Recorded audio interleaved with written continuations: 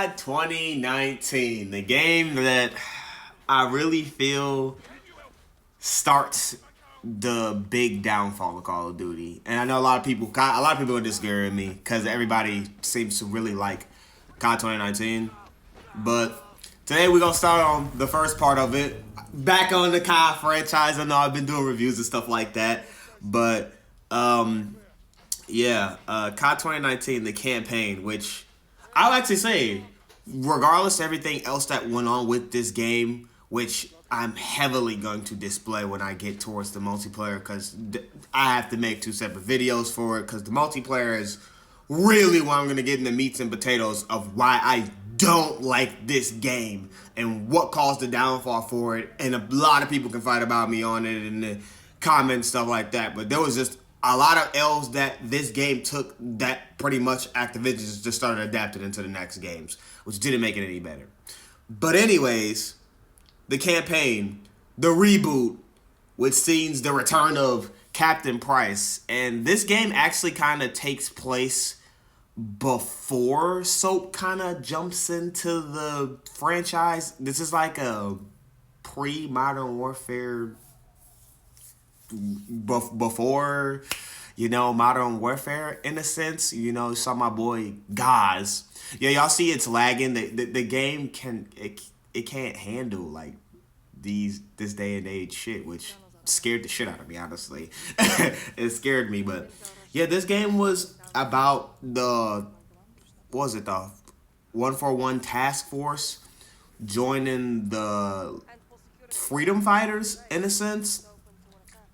Because, Farah, new character Farah, which actually isn't that bad of a character. I'm actually kind of glad they introduced her and stuff like that. But, they brought her in there or whatever. And she was pretty much just trying to save her people because she was part of the freedom fighters. And, her brother was just there to really make sure she was all right and protect her and stuff like that. But yeah, you always going against, like, the thing that I don't really understand about Modern Warfare series is why they always making you fight the Russians, bro. Like, I swear to God, they make Russians seem like they're just shitty ass people, and like that's crazy to me. But yeah, you gotta fight the Russians or whatever necessarily, and yeah, they big plot was the stupid plot to like almost every Modern Warfare game. If it ain't go stop the missiles, it's some in this game. I believe it was chemical weapons or whatever was going on necessarily.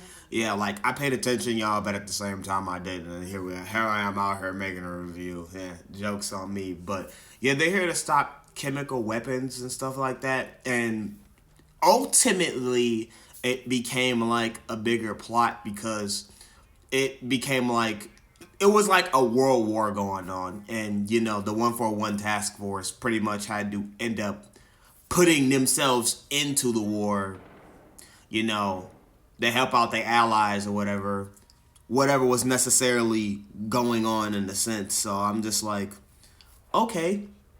But what I will say about it is, with the new COD mechanics and all that other fun stuff, the story actually wasn't bad. Like, it was actually pretty nice. I'll give that to him. The story wasn't bad.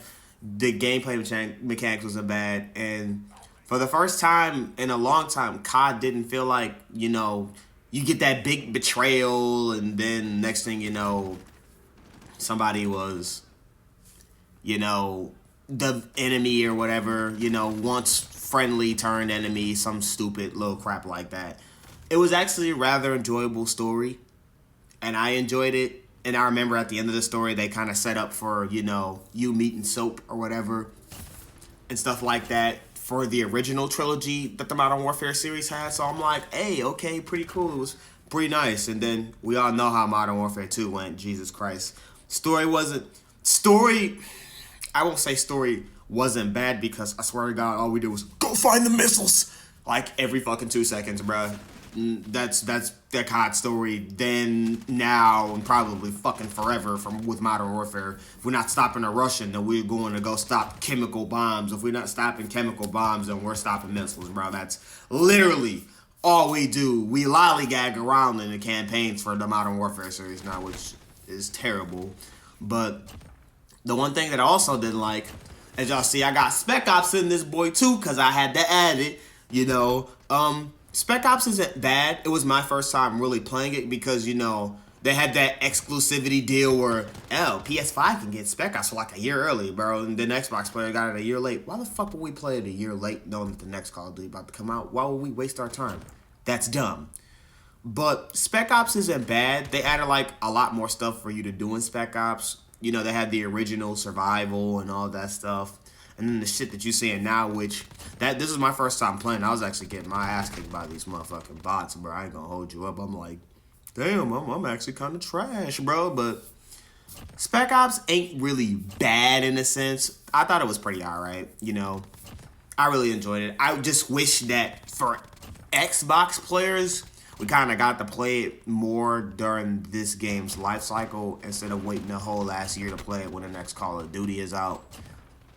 I'm glad that kind of calmed down on the exclusivity deal because that shit was ruining. It was ruining Call of Duty more than Call of Duty was ruining it itself as a whole. But I mean, yeah, I literally just fell off and died. I literally jumped off and died, which I didn't think I was gonna die from that fall, which is crazy.